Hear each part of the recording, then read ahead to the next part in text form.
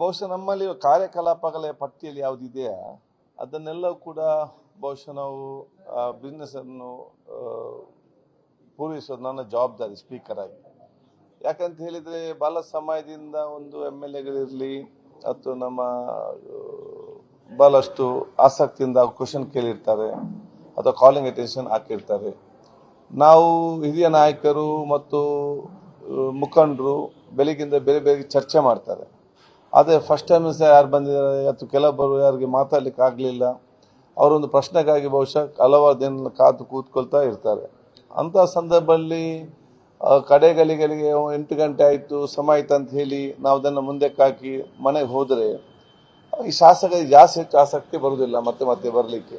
ಆದ ಕಾರಣ ನಮ್ಮ ಜವಾಬ್ದಾರಿ ಏನಿದೆ, ಯಾರೆಲ್ಲ ಆ ಸದನಲ್ಲಿದ್ದಾರ ಅವರೆಲ್ಲ ಪ್ರಶ್ನೋತ್ತರದಲ್ಲಿ, ಕಾಲಿಂಗ್ ಅಟೆನ್ಷನಲ್ಲಿ, ಚರ್ಚೆಗಳಲ್ಲಿ ಎಲ್ಲರೂ ಕೂಡ ಅದನ್ನು ಭಾಗವಹಿಸಲು ಅವಕಾಶ ಮಾಡಿಕೊಡೋದು ನನ್ನ ಜವಾಬ್ದಾರಿ ಆಗಿದೆ. ಇವತ್ತಿಷ್ಟು ಬೇರೆ ಬೇರೆ ಡಿಸ್ಕಷನ್ಸ್, ಬೇರೆ ಬೇರೆ ಚರ್ಚೆಗಳು ಮತ್ತು ಉತ್ತರ ಎಲ್ಲ ಆಗುವ ಈ ಸಮಯ ಆಗಿದೆ. ಅದಕ್ಕೆ ನಮಗೆ ಸಮಯ ಮುಖ್ಯ ಅಲ್ಲ, ನಮ್ಮ ಕಾರ್ಯಕಲಾಪ ಏನಿದೆ ಅದನ್ನೆಲ್ಲ ಈಡೇರಿಸುವಂಥ ಸಮಾಧಾನ ಇದೆ.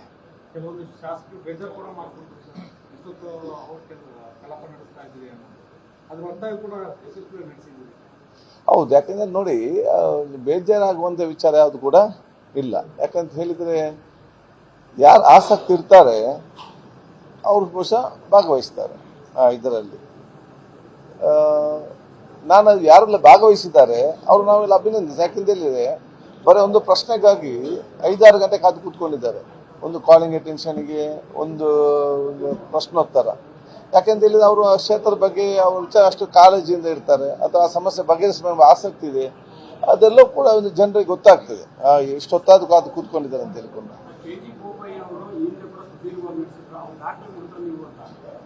ಇಲ್ಲ, ನನಗೆ ಗೊತ್ತಿಲ್ಲ. ಯಾಕೆ ನಾವು ಅಷ್ಟು ಸಮಯ ಹೋಗ್ತಂದ ಮುಖ್ಯ ಅಲ್ಲ, ಕಾರ್ಯಕಲಾಪ ಮುಗಿಸ್ಬೇಕು, ಅದು ಕೆಲಸ ನಮ್ಮ ಮುಖ್ಯ, ಮತ್ತೆಲ್ಲ ಬೇರೆ. ಅದಕ್ಕೆ ಬೇರೆ ನಮ್ಮ ತಲೆ ಇಟ್ಕೊಳ್ಳಿದ್ದಾರೆ. ನಾವು ನಮ್ಮ ಕೆಲಸ ಮಾಡಿಕೊಂಡು ಹೋಗಬೇಕು, ಅದು ನನ್ನ ಜವಾಬ್ದಾರಿ. ನಾನೇನಾದರೂ ಸ್ವಲ್ಪ ಆಯಾಸ ಆಗ್ತದೆ ಅಂತ ಹೇಳಿ ನಾನು 8 ಗಂಟೆಗೆ ಅದನ್ನು ಮುಂದಕ್ಕಾಗಿ ಹೋಗ್ತಿದ್ರೆ ಎಷ್ಟೋ ಶಾಸಕ ನಿರಾಸಕ್ತಿ ಆಗ್ತಿತ್ತು. ನಾವ್ಯಾಕೆ ಪ್ರಶ್ನೆ ಗೆಲ್ಲಬೇಕು, ನಾವ್ಯಾಕೆ ಕಾಲಿಂಗ್ ಅಟೆನ್ಷನ್ ಹಾಕಬೇಕು, ಕಡೆಗಳಿಗೆ ನಮ್ಮ ಕೂತ್ಕೊಳ್ಳಿಸಿ ಲಾಸ್ಟ್ಗೆಲ್ಲ ಮುಂದಕ್ಕಾಗಿ ಹೋಗ್ತಾರೆ. ಮುಂದಕ್ಕಾಗಿ ಹೋಗುದು ಸುಲಭ, ಅದನ್ನು ಈಡೇರಿಸಿದ್ದು ಬಲ.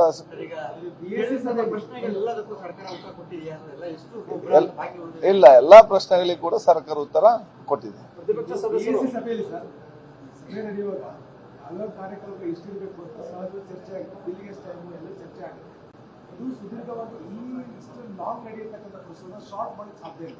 ಅದು ಸದಸ್ಯರು ಯಾರು ಚರ್ಚೆಯಲ್ಲಿ ಭಾಗವಹಿಸ್ತಾರೆ ಅವರು ಅದನ್ನು ಶಾರ್ಟ್ ಮಾಡಬೇಕು. ನೋಡಿ, ಒಂದು ಉತ್ತರ ಕನ್ನಡ ಚರ್ಚೆಗೆ ಸಂಬಂಧಪಟ್ಟ ಹಾಗೆ ಇಬ್ಬರು ಹಿರಿಯ ಸದಸ್ಯರು 1.5-3 ಗಂಟೆ 4 ಗಂಟೆ ಇಬ್ಬರು 4 ಗಂಟೆ ಮಾತಾಡ್ತಾರೆ ಮಧ್ಯಾಹ್ನ ನಂತರ. ಅವ್ರು ಅರ್ಥ ಮಾಡಿಕೊಳ್ಬೇಕಲ್ಲ, ಸದಸ್ಯರು ಅರ್ಥ ಮಾಡಿಕೊಳ್ಬೇಕು. ನಾವು ಎಷ್ಟಕ್ಕೆ ಯಾವ ರೀತಿ ನಾವು ಒಂದು ಚರ್ಚೆಯಲ್ಲಿ ಭಾಗವಹಿಸಬೇಕು, ಒಂದು ವಿಚಾರ ಹೇಳಬೇಕು. ಎಲ್ಲ ಶಾಸಕರು ಅದರಲ್ಲಿ ಹಿರಿಯ ಸದಸ್ಯರು ಇದನ್ನು ಅರ್ಥ ಮಾಡಿಕೊಂಡಾಗ ನೀವು ಹೇಳಿದಾಗ ಇದೆಲ್ಲೂ ಕೂಡ ಶಾರ್ಟ್ ಆಗಿ ಬರ್ತದೆ. ಏನಾದ್ರೆ ಇಬ್ಬರು ಹಿರಿಯ ಸದಸ್ಯರು 4-4.25 ಗಂಟೆ ಮಾತಾಡದಿದ್ರೆ ಅದೊಂದು 2 ಗಂಟೆ ಮುಗಿಸಿದ್ರೆ ನಮ್ದು ಎಷ್ಟು ಮುಂಚೆ ಇದನ್ನೆಲ್ಲ ಮುಗಿತಿತ್ತಲ್ಲ. ಪ್ರತಿಪಕ್ಷ ಸದಸ್ಯರು ಸದನದಲ್ಲಿ ತೃಪ್ತಿ ತಂದಿಲ್ಲ ಅನ್ನೋ ಮಾತನಾಡಿದ್ದಾರೆ. ಉತ್ತರ ಕರ್ನಾಟಕ ಭಾಗದ ಸಮಸ್ಯೆಗಳ ಬಗ್ಗೆ ಚರ್ಚೆ ಆಗಿಲ್ಲ ಸರಿಯಾಗಿ ಅಂತ. ನಿಮ್ಗೆ ತೃಪ್ತಿ ಇದೆಯಾ ಸರ್ ಇದ್ರ ಬಗ್ಗೆ? ನನಗೆ 100ಕ್ಕೆ 100 ತೃಪ್ತಿ ಇದೆ. ಯಾಕಂತ ಹೇಳಿದ್ರೆ ಸಂಪೂರ್ಣವಾದ ಚರ್ಚೆಗೆ ನಾವು ಅವಕಾಶ ಮಾಡಿ ಕೊಟ್ಟಿದ್ದೇವೆ. ಯಾರೆಲ್ಲ ಕೇಳಿದಾರ ಅವ್ರಿಗೆಲ್ಲರಿಗೂ ಕೂಡ ಚರ್ಚೆಗೆ ಅವಕಾಶ ಮಾಡಿ ಕೊಟ್ಟಿದ್ದೇವೆ. ಇವತ್ತು ಮಧ್ಯಾಹ್ನ ಊಟಕ್ಕೆ ಕೂಡ ಹೋಗಲಿಲ್ಲ. ಯಾಕಂತ ಹೇಳಿದ್ರೆ ಅವರಿಗೆ ಆ ಊಟದ ಸಮಯಕ್ಕೆ ನಾವು ಬಿಡದೆ ಯಾರಿಗೆ ಬೇಕು ಊಟ ಮಾಡಿ ಬನ್ನಿ, ಯಾರು ಬೆಂಗು ಮಾತಾಡಿ ಅಂತೇಳಿ ಯಾರೆಲ್ಲ ಪ್ರತಿಪಕ್ಷದವರು ಅಥವಾ ಆಡಳಿತ ಪಕ್ಷದವರು ಒಂದಿಬ್ಬರನ್ನು ಬಿಟ್ಟು, ಯಾಕೆ ಮತ್ತೆ ಕರೆಯುವಾಗ ಅವರು ಇರಲಿಲ್ಲ, ಅದು ಬಿಟ್ಟು ಯಾರೆಲ್ಲ ಉತ್ತರ ಕನ್ನಡ ಚರ್ಚೆ ಮಾಡಕ್ಕೆ ಕೇಳಿದ್ದಾರೆ ಎಲ್ಲರಿಗೂ ಕೂಡ ಅವಕಾಶ ಕೊಟ್ಟಿದ್ದೆ. ನಮಗೆ ತೃಪ್ತಿ ತಂದಿದೆ. ನಮ್ಮತ್ತೆ ಯಾರು ಕೂಡ ಪ್ರತಿಪಕ್ಷದವಂಥದ್ದು ವಿಚಾರ ಹೇಳಿಲ್ಲ. ಸರ್, ಇಷ್ಟು ತಡರಾತ್ರಿವರೆಗೂ ಕೂಡ ಕಲಾಪಗಳನ್ನ ನಡೆಸಿದೆ. ಎಲ್ಲ ಒಂದ್ ಕಡೆ ಯಾವುದೇ ಒಂದು ಚರ್ಚೆ ಆದ್ರೂ ಕೂಡ ಅದು ತಾರ್ಕಿಕ ಅಂತ್ಯಕ್ಕೆ ಹೋಗ್ಲಿಲ್ಲ ಅನ್ನೋ ರೀತಿಯಲ್ಲಿ ಚರ್ಚೆಗಳಾಗ್ತವೆ. ಈ ಬಾರಿ ಒಂದ್ ರೀತಿಯಲ್ಲಿ ಕೂಡ ಫುಲ್ಫಿಲ್ ಆಗಿಲ್ಲ ಯಾವುದೇ ಚರ್ಚೆಗಳು ಅನ್ನುವಂಥ. ನೋಡಿ, ಈಗ ಚರ್ಚೆ ಮಾತ್ರ ನಡೆದಿದೆ. ನಾಳೆ ಅದರ ರಿಸಲ್ಟ್, ನಾಳೆ ಸನ್ಮಾನ್ಯ ಮುಖ್ಯಮಂತ್ರಿ ಅದರ ಉತ್ತರ ಕೊಡ್ತಾರೆ. ಒಂದು. ಎರಡನೇದು ಇನ್ನೊಂದು ಚರ್ಚೆ ಯಾವುದು ನಡೆದಿದೆ, ಅನುದಾನದ ಕೊರತೆ ಬಗ್ಗೆ ಕೂಡ ಚರ್ಚೆ ನಡೆದಿತ್ತು. ಅದೇ ಕೂಡ ನಾಳೆ ಮೊನ್ನೆ ಮುಖ್ಯಮಂತ್ರಿ ಉತ್ತರ ಕೊಡ್ತಾರೆ. ಮೂರನೇ ದೊಡ್ಡ ಮಟ್ಟ ಚರ್ಚೆ ಯಾವುದು ನಡೆಯಿತು, ವಕ್ಫಿಗೆ ಸಂಬಂಧಪಟ್ಟಾಗ ನಡೀತು. ಭಾಳ ಸುದೀರ್ಘ ಉತ್ತರ ಕೂಡ ಕೊಟ್ಟಿದ್ದಾರೆ, ಕ್ಲಾರಿಫಿಕೇಶನ್ ಕೂಡ ಕೊಟ್ಟಿದೆ. ಭಾಳ ಸ್ಪಷ್ಟವಾಗಿ ಹೇಳಿದೆ ಸರ್ಕಾರ ಏನು ಮಾಡ್ತದೆ. ಯಾವುದೇ ಸರ್ಕಾರಿ ಶಾಲೆ ಇರಲಿ, ಧಾರ್ಮಿಕ ಕೇಂದ್ರಗಳಿರಲಿ, ಅದನ್ನಿನ್ನೂ ಕೂಡ ಅಲ್ಲಿ ಏನು ಕೂಡ ತೊಂದರೆ ಮಾಡಲಿಕ್ಕೆ ಹೋಗುವುದಿಲ್ಲ. ಮತ್ತು ಅಂಥದ್ದೇನಾದರೂ ರೈತರ ಸಂಬಂಧ ಯಾವುದು ಇದ್ದರೆ ಅಗತ್ಯ ಬಿದ್ದಲ್ಲಿ ಬೇರೊಂದು